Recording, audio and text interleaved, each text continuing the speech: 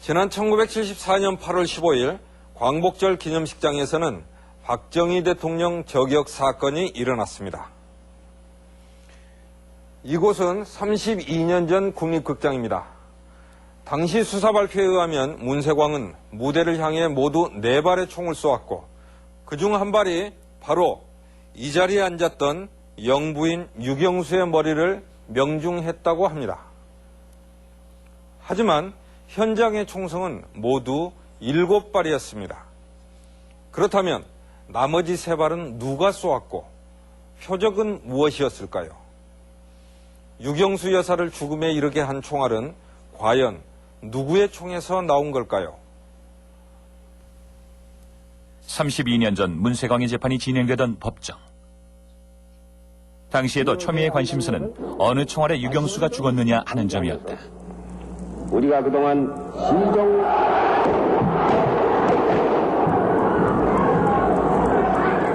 지난달 부분적으로 공개된 수사 결과에는 사건 당일 총성을 분석한 기록이 들어있다.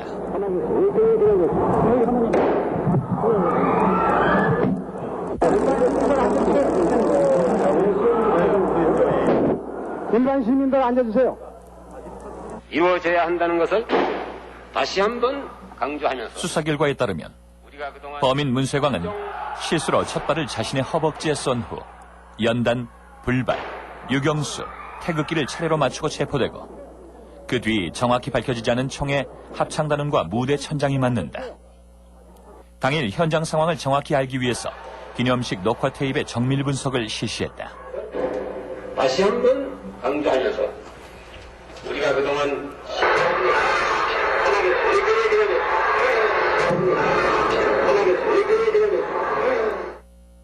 총 7발의 소리가 들리죠.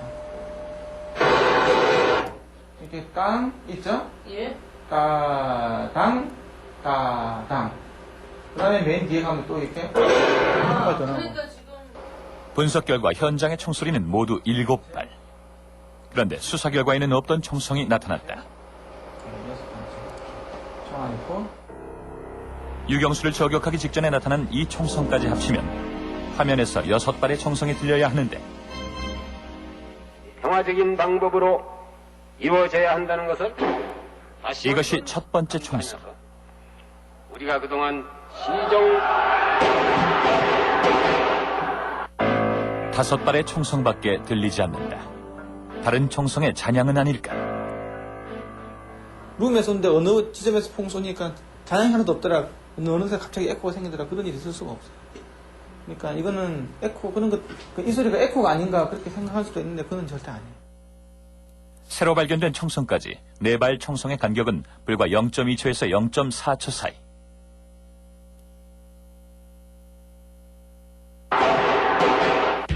유경수가 총을 맞는 이 순간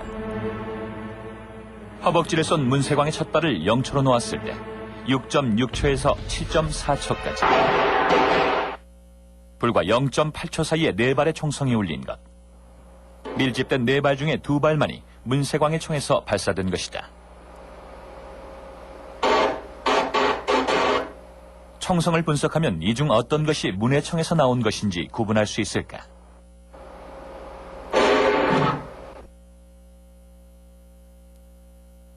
모든 조건이 똑같을 때, 격발 지점이 같을 때, 총이 예를 들면 A라는 총하고 B라는 총을 녹음해가지고 분석을 한다 그러면 약간의 차이점을 알 수 있지만, 격발 지점도 다 틀리고, 또 그 마이크로폰 특성이 지향성을 갖고 있는 마이크로폰이기 때문에 아마 그 파형 자체만 가지고 A라는 총이다, B라는 총이다 말하는 거는 약간 무리가 많죠.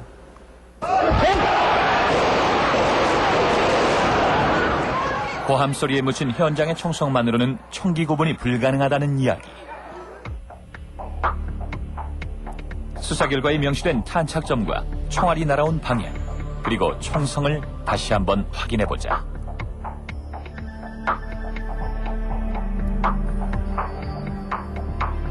수사 결과에 따르면 문세광이 쏜 마지막 총알은 태극기와 그 뒷면 벽을 관통했으며 무대 왼편에서 발사된 총알이 합창단석의 장봉화 양을 맞췄다. 그런데 장봉화 양이 총을 맞은 것은 문세광이 제압된 직후 왜 추가 발사를 한 것일까? 박정희 대통령이 여기 앉았는데다 백을 던져놓고 그게는 이제 포석시 기어 올라갔지. 올라가서 여기 일어나려고 이렇게 팡팡 쏴대요. 그 뒤에서. 흔히 이번 할머니가 올라오니까 육녀사를 해꾸지 하러 오는 사람이다 했던 모양이죠. 그냥 내려보고 쌍긴데 내가 안 맞고 우리 봉화가 내 앞에 앉았거든요. 그리 봉화가 맞았지. 또 다른 탄원은 천장에서 발견되었다. 이 탄원은 대통령 연단 바로 옆에서 발사된 것으로 기록돼 있는데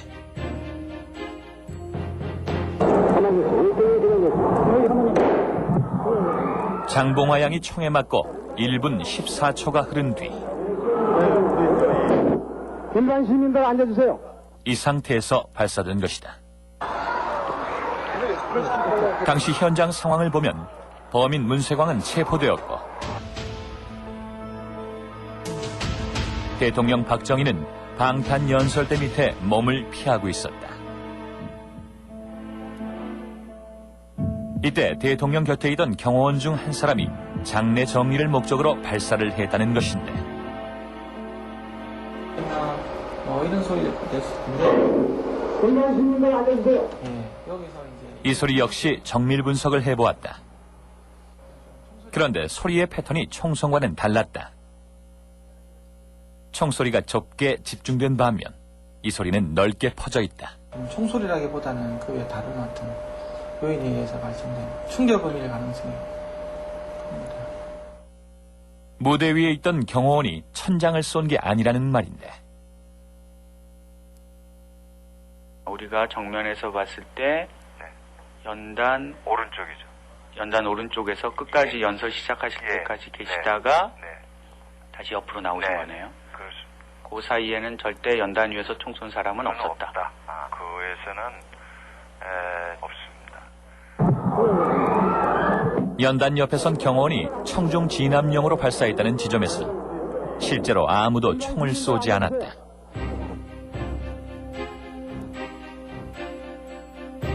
수사 결과에는 7발의 총성이 기록되어 있다. 하지만 불발은 소리가 나지 않고 장봉화 이후엔 총성이 없었다. 이제는 말할 수 있다가 새로이 총성을 발견했고 밀집된 이 4발의 유경수, 천장, 태극기가 맞은 것. 그렇다면 주인 없는 천장의 탄원은 누가 어디서 쏜 것일까? 박정규를 포함해 무대 위에서는 아무도 총을 쏘지 않았다. 문세광을 제압한 후 발사된 총알은 장봉화 양이 맞은 것 하나뿐.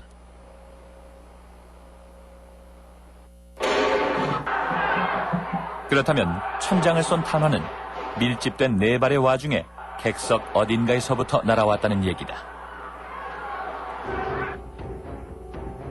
당시 현장 검증에 참여했던 서울시경 감식계장은 새로운 주장을 한다. 네 번째는 그 오케스트라 앞에서 이 대산이라고 하는 유공자가 발을 걸어서 넘어지면서 오케스트라 그 탁자를 짚으면서 왼손으로 짚으면서 격발한 게 천장하고 벽 그 사이에 맞았습니다. 그러면 문세광이는 총을 4발 쐈습니다. 한 발은 권총에 남아 있습니다. 5발짜리인데. 그의 주장에 따르면 문세광은 이미 4발을 쏘았기 때문에 유경수를 쏠 탄환이 없었다는 것. 각도로 보나 문세광이가 저격을 했다. 경호관이 나왔다. 거기서 나와 있습니다. 나와서 육룡사 앞에서 아롱아롱 그랬단 말이죠. 그러니까 도저히 사탄이다 육룡사 저격을 여지가 없습니다. 수사 결과에는 문세광의 제4탄은 천장이 아닌 유경수를 저격했다고 기록되어 있는데 과연 제4탄은 어디에 맞았을까?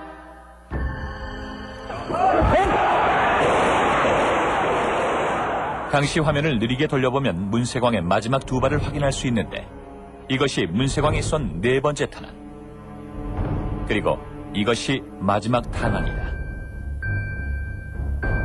정면에서 촬영한 화면 왼쪽 아래로 문세광의 총이 보인다.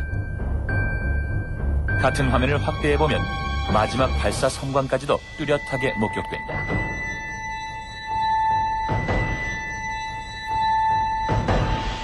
이 장면과 유경수 피격 순간을 비교해보니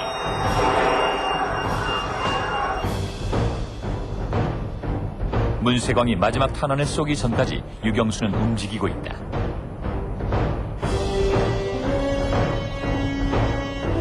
문세광이 마지막 탄환을 쏜 이후 유경수는 쓰러진다. 문세광의 네 번째 총알에 유경수가 맞았다는 수사 결과 발표는 사실이 아니었다.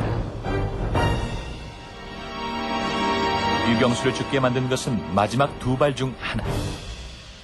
몇 탄에 맞았나라는 거는 이게 판단하기가 어려워요. 지금 강력이 0.3초, 0.25초 정도인데 5, 6발 저 중이거든요. 저 중에 하나거든요.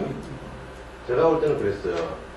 근데 저 중에서 5번째, 6번째인지는 모르는 거죠. 거기까지는. 그러니까 맞았다고 하는 것들은 그게 뭐 반동 시간도 있고 그 나온 것처럼 반동 시간도 있고 그런 부분을 고려해가지고 본다 그러면 0몇 초 사이에 반동이 어떻게 될지 또 날아가는 다른 속도도 있고 하니까 정확하게 또 알 수가 있는. 0.2초 간격으로 날아온 두 개의 총알 중 하나만 문세광이 쏜 것이다. 그가 유경수의 저격범일 가능성은 100%가 아니라 50%라는 이야기다. 가장 명확하게 가릴 수 있는 거는 뭐냐면은 그 당시에 현장에서 있던 탄환이거든요. 5발 중에서 2발 빼고 3발은 그러면은 탄환 3개가 있었을 거란 말이죠. 그럼 그 탄환 3개가 같은 총에서 발사가 됐는지를 확인을 하면은 명확하죠. 사건 다음 날 현장 검증에 나선 수사관들이 제일 먼저 찾았던 것도 바로 탄환. 그런데 현장에 임해보니까 탄두가 하나도 없습니다. 탄두가. 탄두는 통상적으로 탄환을 이르는 말. 수사의 결정적인 증거들은 과연 어디로 간 것일까? 그래 찾고 있는데 국립극장 소도구 주임이라는 자가 나타나더니 또 자정에 15일날 자정이죠. 그러니까 전 16일날 가서 현장 검증에 나갔는데 명을 받고 말이죠. 그 자정에 경호실에서 다 수거해갔습니다. 햇수고 오지 마세요. 그런 얘기입니다. 그동안 최종적으로는 초기에 보관은 경호실에서 했죠. 초기에. 문제의 총알이 32년 만에 공개됐다. 수사 결과를 보면 육군과학수사연구소에 탄환의 감정을 의뢰했는데 태극기와 연단 그리고 문세광의 오발탄이 있을 뿐 유경수의 탄환은 빠져있다. 유경수의 머릿속에 남아있었던 것은 아닐까. 수술 전에 단순 두개골 사진을 찍고 그걸 확인했어요. 근데 그 머릿속에 총알이 없다는 걸 확인했어요. 총알은 머릿속에는 없었고. 바깥으로 빠져나간 거네요. 바깥으로 빠져나갔다고 봐야 되겠죠. 사건 3일 후 뒤늦게 또 하나의 탄환이 발견된다. 발견 위치는 무대 동북측 막 아래. 이 탄환이 영부인 유경수를 맞춘 우리가 찾고 있던 문제의 총알은 아닐까. 탄실 부분은 없고 바깥에는 뿌리 자켓만 있는 거예요. 몸속에 뚫고 나오면 그렇게 부서지진 않아요. 감정 결과 이 탄환은 문세광이 발사한 것이 아니었다.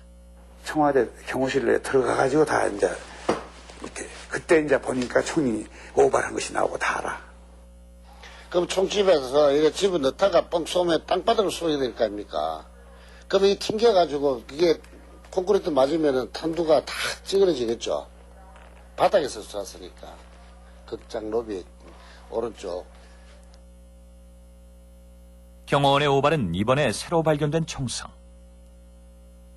즉 밀집된 4발 중 2번째 총성일 가능성이 크다. 발화 지점이 틀리거나 격발한 지점이 틀리거나 아니면 격발했을 때 각도가 그 마이크로폰에서부터 방향을 서로 다른 방향으로 이렇게 쐈든지 2가지가 될 수 있겠죠. 그렇다면 탄환 회수는 어떻게 진행됐을까? 추가 공개된 보고서를 보면 국립극장의 인부들이 총알을 줍는가 하면 다 찾은 탄환을 잃어버리기도 한다. 발술장이 총알이 어디서 날라왔느냐, 어떻게 어딜 맞았느냐, 그런 걸 막 보고 있었어요. 탄환? 네, 탄환을 확인하고 보고 있었는데. 그런데 보고서에 따르면 사건 직후 경호실장 박정규가 유경수를 관통한 총알을 습득. 이틀 후 중정에 넘긴다. 하지만 공개된 수사 기록을 보면 중정은 그 총알을 국과수에 의뢰하지 않았다. 현장에서 발사된 7발의 총알 중 문세광이 쏜 3발을 포함 5개의 탄환을 찾았지만 사건의 결정적인 열쇠를 진 2발은 여전히 오리무중. 조국 통일은 반드시 평화적인 방법으로 이루어져야 한다는 것을 다시 한번 강조하면서 우리가 그동안 유경수를 죽게 한 탄환. 과연 누구의 총에서 발사된 것일까? 현재까지 공개된 기록과 기술로는 유경수의 저격범이 과연 누구인지 밝혀낼 수가 없었습니다. 현장의 총성과 탄환에 대한 수사는 허점이 많았습니다. 총성이 아닌 것을 총성이라고 하고 다 찾은 탄환을 잃어버렸으며 결정적인 탄환은 수사에서 누락시켰습니다. 그리고 유경수 여사를 죽게 했을지도 모를 정체불명의 2발의 총알에 대한 언급은 찾아볼 수 없습니다. 어쩌면 지난 32년간 그 2 총알의 정체를 한 번도 찾으려 한 적이 없는지도 모릅니다. 사건 발생과 동시에 범인은 문세광이라고 정해져 있었기 때문입니다. 사건의 수사 내용을 하나하나 짚어보겠습니다. 수사를 잘 못해가지고 범인 아닌 사람을 범인으로 만들어서 문세계 같은 사람을 교수대에다가 억지로 죄인 아닌 죄인을 사형까지 시켰다. 이건 우리가 사형당해야지 진짜. 그죠? 우리가 사형당해야 돼.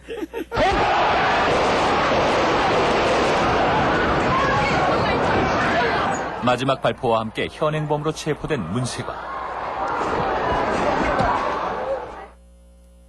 총기 5발로 자신의 허벅지를 쏜 그는 치료를 받은 후 남산 중앙정법으로 보내진다. 16일 날 오후 한 6시쯤 퇴근 무렵인데 당시에 신직수 정보부장께서 나를 부르더라고 방으로. 그래 올라갔더니 문을 들여다 놓고 어제부터 지금까지 30시간 이상 신문을 해도 일체 입을 열지 않는다. 그래 아무 얘기도 하지 않고 묵비한다. 매우 답답하다. 침대에 누운 상태로 사건 이틀째가 되도록 말이 없었다는 문세광과 당시 중정에 파견되어 있던 검사 김기춘의 첫 만남. 제 칼의 날을 읽었지요. 이것이 제 일문입니다. 그랬더니 누워있던 사람이 눈을 번쩍 뜨면서 읽었습니다. 선생님도 읽었습니까? 뭐 이렇게 나오더라고요. 그래서 그렇다면 적어도 남은 나라에 와서 대통령을 저격할 정도의 각오와 그런 걸 갖고 온 혁명가라면 그 좀 정정당당하게 자기의 그 행동을 말해야지 비겁하게 묵비하고 있느냐. 김기춘의 설득에 드디어 문세광이 입을 열었다. 일단 입을 떼자 그는 밤을 새워 사건의 경위를 소상히 자백한다. 공작금을 건네받은 위치와 일시, 훔친 권총 케이스를 버린 장소는 그림까지 그려가며 설명한다.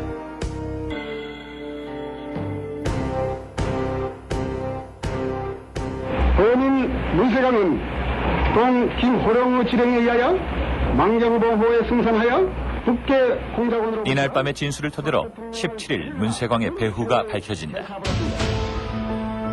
오사카 이쿠노 서지부 조총련 정치부장 김호령이 국계의 지령을 받아 사건을 지시했다는 것.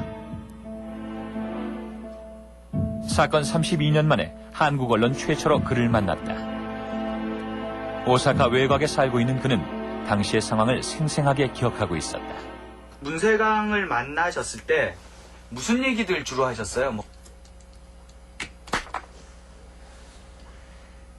대체로 뭐 인사 나누는 정도지. 예. 대체로. 아니 만나면 인사는 응당한 일이 아닙니까? 잘 있느냐? 내가 총련 지부의 정치부장의 입장에서 우리 정세를 잘 봐야 된다. 문세광 씨 집에도 뭐 여러 번 가셨었습니까? 아니 집에는 안 가고 그저 그 골목에 가서 뭐 인사나 나누고 하는 그 정도지. 하지만 문세광은 그에게서 공작금을 받았다는 일시와 장소를 자백했는데 내한테 권총을 구입할 자금을 받았다. 그리 되고 있는데 그것도 자기 어머니 예금 통장에서 돈을 은행에 가가지고 돈을 끄집어냈다. 그거 뭐 며칠 후에 다 밝혀졌죠. 일본 신문에. 이상한 일은 또 있었다. 그는 사건을 위해 권총 2자루를 훔쳤는데 그중 하나는 오사카항에 버렸다고 진술했다. 그런데 두 번째 가택 수색 때 문제의 총이 다다미 밑에서 발견된다. 첫 번째 가택 수색에서는 찾아내지 못했던 총이었다. 最初家にあるなんて言ってないもん。いや、最初の時には拳銃出なかったでしょ。最初の時はだから容疑が違うじゃん。だけど全部家宅捜査で全部。床下調べてましたよ。一階入会とかやってましたそれは。なんでよいつからん。いやわからん。それはわからん。 문세광의 자백과 맞아떨어지지 않는 사실들. 김호령은 사건 3일 후 기자회견을 열어 자신의 결백을 주장했다. 이제 사건이 터졌어요. 응. 그러면 일본 경찰에서 이제 수사를 했을 거 아닙니까? 물론 그렇죠. 수사 뭐 어떻게들 하든가요? 내한테 대해서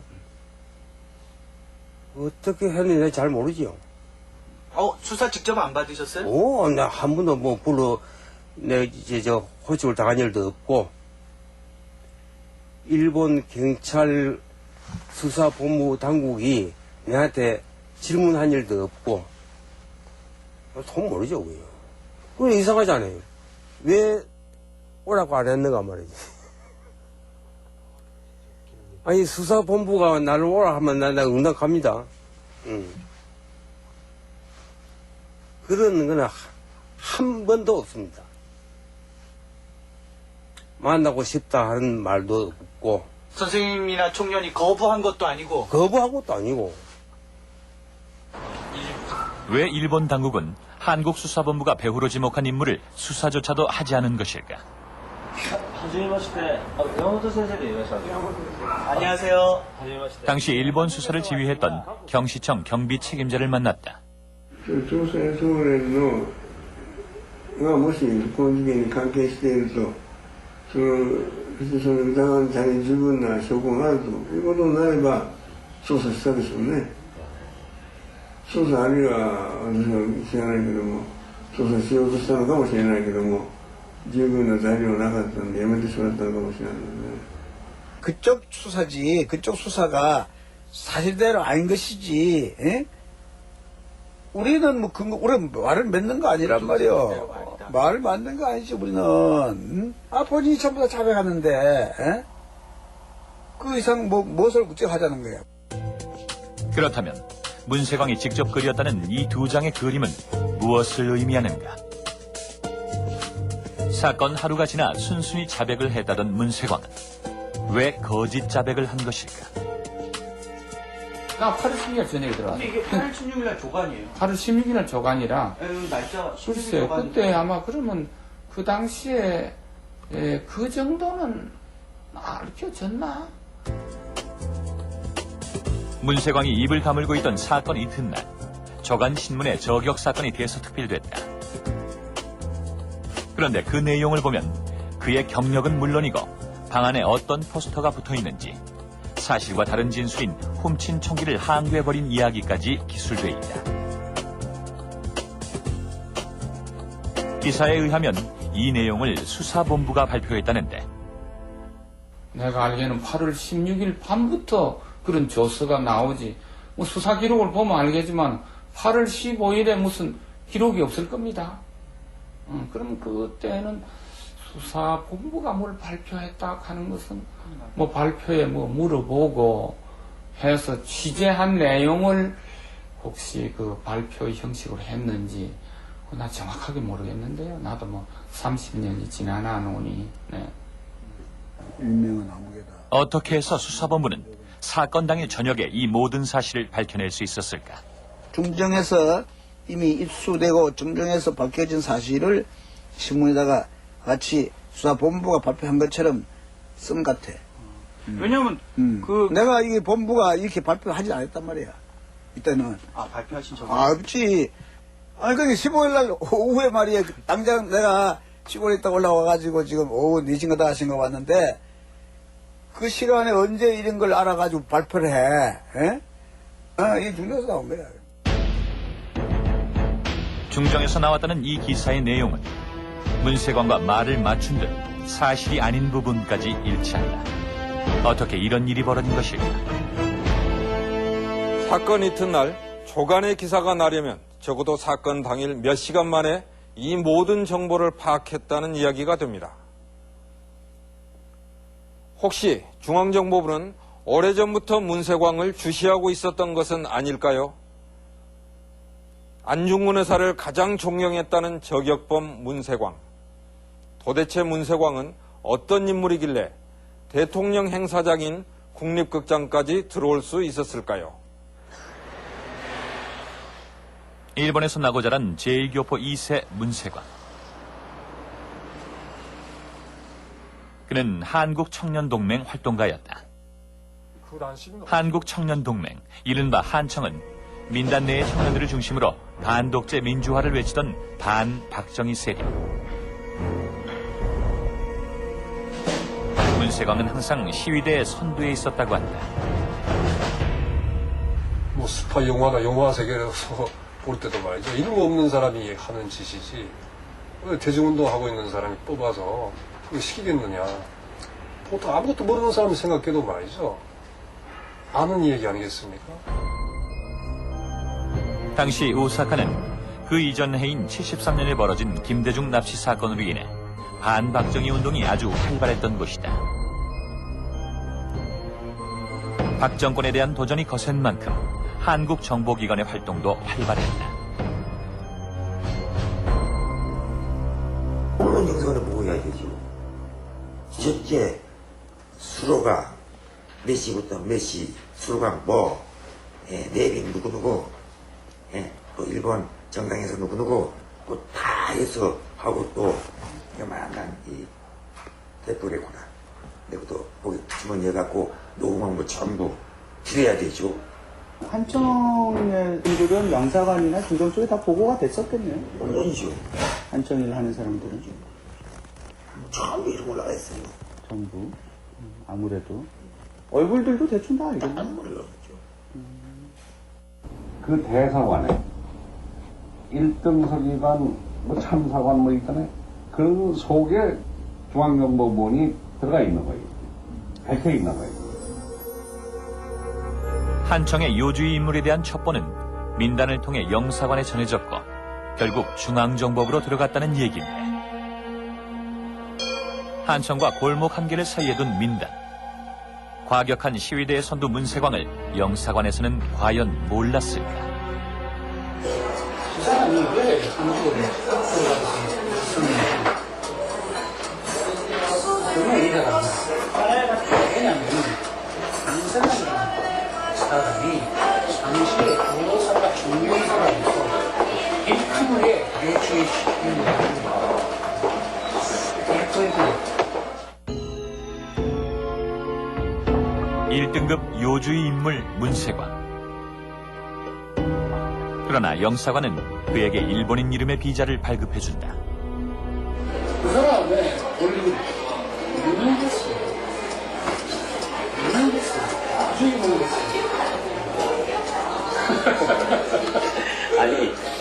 앞에서 또 이름을 바꿨다 해도 얼굴 보면 이 사람이 문제예요. 금방 오사카 영사관에서 발급해준 비자로 그는 총을 지닌 채 공항을 유유히 통과하였고 입장객이 엄격히 통제된 광복절 기념식장에 들어간다.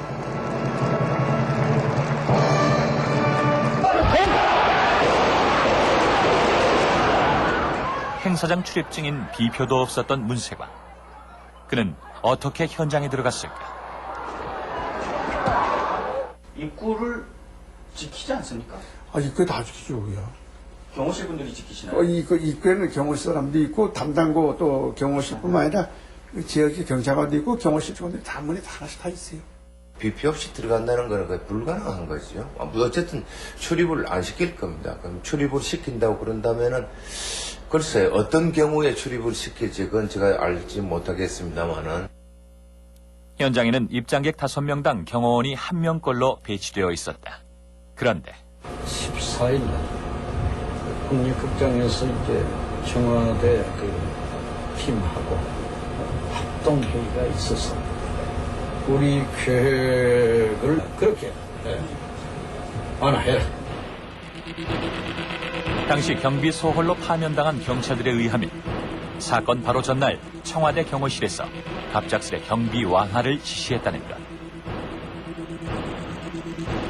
경호실장 지시하에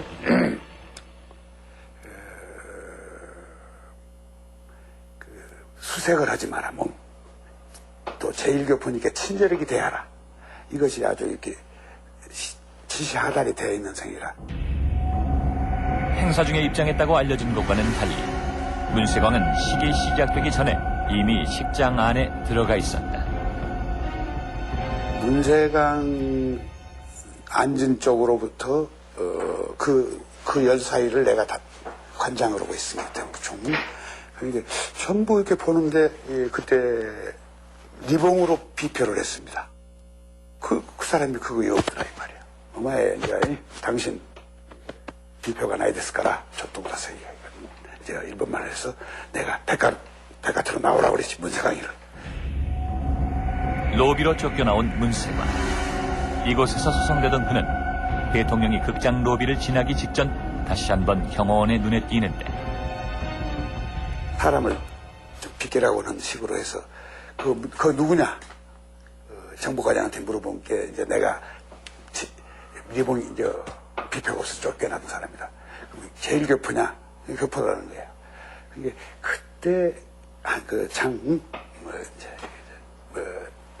내 말은 그 사람이 집어 다시 그 자리를 넣은 거야. 뭐야? 부 통제관이 있었지만 내가 기적한 거예요. 그러니까 이 녀석이 이렇게 일어나면서 이제 일본말로 뭐라고 하는데 장경호관이 어느 장관을 만나러 온 사람이요. 응? 느닷없이 장관을 만나러 온 사람으로 둔갑한 문세광. 경호계장 덕분에 그는 다시 기념식장 안으로 들어가게 된다. 집어넣은 거야 문세광이를. 그래도 내가 왜 이러면 들어왔을까? 그래서 뒤에가 서 있었단 말이야. 도저히 할 수가 없어. 내가 뒤에가 있으니까. 내가 바로 뒤에가 딱 무장하고 있으니까 자기는 그 앉아 있는 거 아니야. 근데 너무 위압감을 준다 그래서 좀 우리의 지시에 의해서 우리가 빠졌다고 자꾸 무전이 오기래. 응? 그게 참 좋지 않는 상황이죠. 그 빠져가지고 이제 이쪽 뒤로 왔는데 이제 이게 장내에는 별로 없죠. 앉은 사람만 경호관이 한 명 있지 나머지는 이제 빠지니까.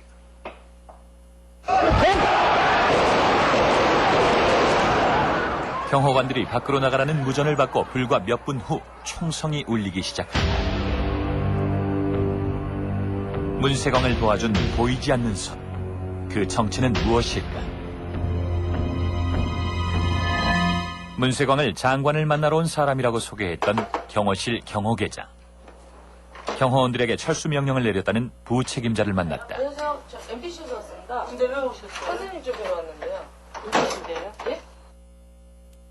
사건 후 도미했다는 소문이 파다했던 그는 서울에 살고 있었다. 왜 문세광이 들어올 때 장관을 만나러 왔다라고 왜 선생님께서 그렇게 말씀을 하셨는지 우리 애들하고서 그런 말 한 적 없는데 난 할 말이 없고 기억하고 있는 게 없다 하는데 뭘 들으시려 그래요. 내가 아는 게 없다는데 할 말도 없고 하고 싶지도 안 하고 내보다 더 잘 알고 내보다 더 높고 한 사람 많은데 하필이면 날 붙드는. 사건이 나던 날 아침 정체불명의 사나이가 문세광이 묵었던 호텔에 나타난다. 그리고 문세광의 방을 열어달라고 한다. 손님의 허락 없이는 문을 열어줄 수 없다. 이제 호텔 팔리시대로 쭉 옥신각신했죠. 협조해 주십시오. 안 됩니다. 허락을 받고 해야 됩니다. 이렇게 이제 상당히 신랑이가 좀 이렇게 거칠은 신랑이지 않지만 말로 신랑이가 좀 있었는데 그분이 신분증, 이 폐용하는 신분증 있죠? 어디 신분증인데요? 중앙정보부. 저격 사건이라는 말만 했으면 일이 쉬웠을 텐데 기관원은 이유를 숨긴 채 신랑이 끝에 문세광의 짐을 압수하기 시작한다. 815 하여튼 815 D하고 슬래시하고 데이 이렇게 써놨다. 815 D-Day라는 메모를 비롯해 권총을 숨겨 들어온 것으로 밝혀진 빈 트랜지스터 라디오. 그리고 투쟁 일기. 그 투자도 그 약자로 쓴 투자였죠. 정자가 투쟁 일기. 그 내용 중에 김일성, 수령, 경애, 충성, 날짜별로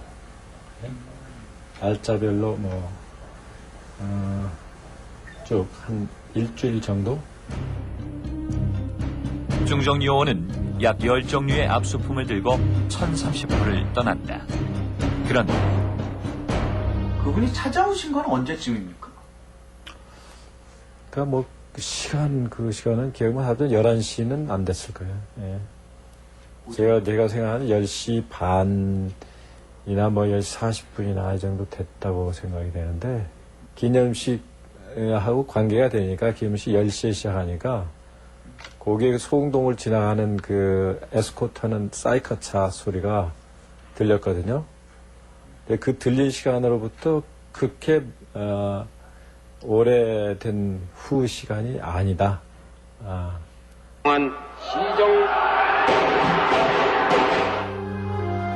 영부인 유경수가 피격당한 시각은 10시 23분. 장봉화 양이 구급차로 옮겨진 시각은 10시 30분경. 앰뷸런스에 벌써 누가 누워있어요. 나중에 알고 보니까 그 사람이 문세광이라는 거예요. 그런데 딱 보니까 이 사람 머리 있는 데다가 어떤 남자들이 이렇게 권총을 이렇게 대고 있더라고요. 이상하다. 왜 부상한다. 저 사람도 부상을 당했나. 왜 저기다 총대를, 문세광이가 뭔지 모르니까 왜 총대를 저렇게 대고 있나. 자신의 다리에 총기를 오발한 문세광이 구급차에 실리고 있던 바로 그 시각 호텔로 찾아온 중정요원. 중정에서는 그의 존재를 이미 알고 있었던 것일까. 사건 당일 수사를 담당했던 중정육국에서 중정부장에게 보낸 보고서를 보면 1년 전에 그가 개인적으로 쓴 편지의 내용부터 책상 위에 놓여있는 액자의 그림까지 그에 대한 아주 구체적인 내용이 보고되고 있다.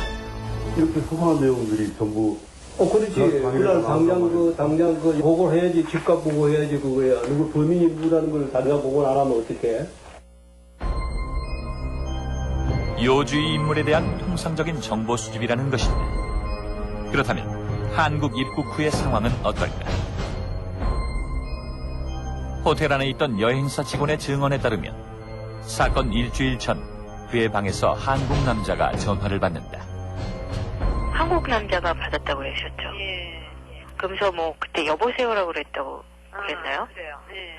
맨 처음에 여보세요 그랬더니 다시 얘기했더니 저 또 이러고선 저 또 나때 이러고 바꿔주더라고요. 그래서 저기 문사마냐고 이제 우리가 물었죠. 처음에 받았던 사람이 여보세요 소리하고 저 또 나때 이걸 얘기한 거예요. 사건 이틀 전에도 같은 일이 벌어진다.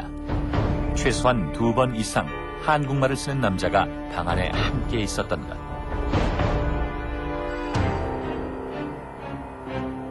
(150페이지가) 넘는 자술서를 써가며 사건을 자백했던 문세광. 하지만 숱한 공범 의혹에도 불구하고 그는 죽는 순간까지 한국 남자에 대해 이야기하지 않았다. 사건 직후 여행사 직원은 중정의 수사를 받았고 한국말을 쓰는 남자에 대해서도 진술했다.